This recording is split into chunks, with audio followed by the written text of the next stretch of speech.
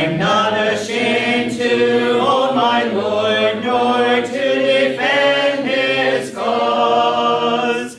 Maintain the honors of his word, the glory of his cross.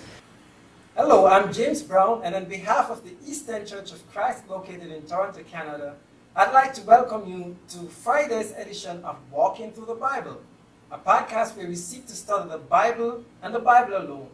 Please stick around afterwards for information on how you can contact us.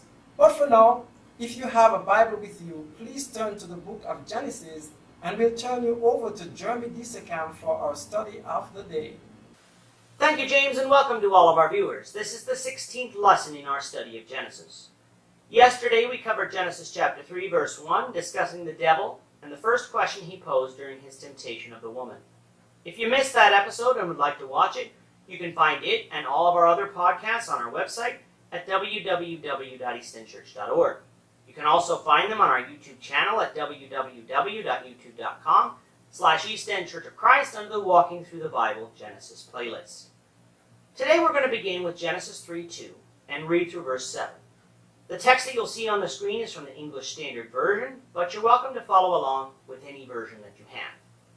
So let's begin by reading Genesis 3, verse 2. And the woman said to the serpent, We may eat of the fruit of the trees in the garden, but God said, You shall not eat of the fruit of the tree that is in the midst of the garden, neither shall you touch it, lest you die. But the serpent said to the woman, You will not surely die. For God knows that when you eat of it, your eyes will be opened, and you will be like God, knowing good and evil.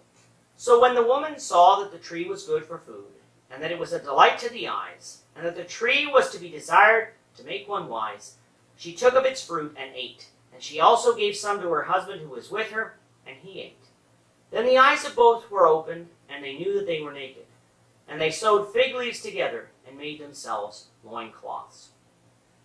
The woman's response is to the devil's question from verse 1, which was, Has God commanded her not to eat of any of the trees of the garden?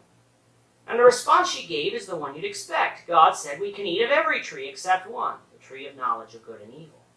She correctly stated that in the day she ate of it, that she would die. But in telling the devil what God had commanded, she added something that God did not say. If you remember back to Genesis 2:17, God didn't say they couldn't touch the tree. He just said they couldn't eat of it. Why did the woman say she couldn't touch it? We don't know exactly. But it is logical to think she would want to protect herself against eating it, so she decided not to touch it too.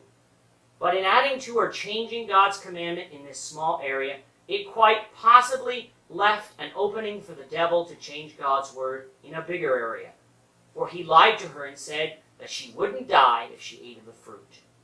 Some Jewish writers, according to Adam Clarke's commentary of the Bible, assert that as soon as the woman said she couldn't touch the fruit, that the devil, knowing the truth, pushed the woman against the fruit to show her that she didn't in fact die.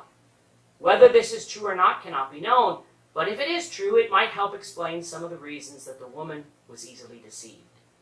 Others say that the woman was deceived into thinking she couldn't die because the devil convinced her that she had access to the tree of life, and thus death was impossible. Again, this is speculation, and while it might be interesting, it cannot be definitively proven. What we do know, however, is the devil lied to her, and his lie impugned or called into question the truthfulness of God. He went a step further, though, in appealing to the woman's desires. He told her if she ate of the tree, not only wouldn't she die, but she would become like God, knowing good from evil. That was very enticing to the woman, for if she was like God, she could make the rules and live like she might have wanted to. So when she looked at the tree, she lusted after it, not only for food, but in the desire to become wise, and so she took of it and ate. She then gave to Adam, and he ate. The difference between their two sins is that the woman was deceived by Satan, but Adam openly rebelled against God by listening to his wife. Adam was not deceived, for he seemingly ate without much hesitation. When they ate of it, their eyes were immediately opened, meaning they now knew what it was like to disobey God. They had the knowledge of good and evil. Eating, however, also brought with it something they didn't expect: shame. They knew then that they were naked, a condition that before wasn't a problem. But with their newfound knowledge, nakedness brought with it embarrassment and shame. In order to cover their nakedness, they sewed fig leaves together into loincloths. The devil had succeeded in harming God's creation. He thought that he had beaten God, but he was sorely mistaken. Punishment for sin was to come, but along with that punishment, hope for mankind was also extended. With that, our time is up for today. Please join us, the Lord willing, tomorrow when we will continue our study in Genesis, beginning with Genesis 3, verse 8. Thank you, Jeremy. And to our viewers, we also thank you for watching. Don't forget to subscribe to our YouTube channel by clicking on the subscribe button below. Should you have any questions or comments, please leave a comment below or email us at answerintheword@gmail.com. We'll try to respond to you as quickly as we can.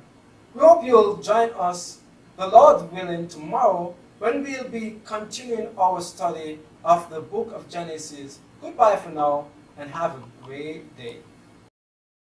I'm not ashamed to own my Lord.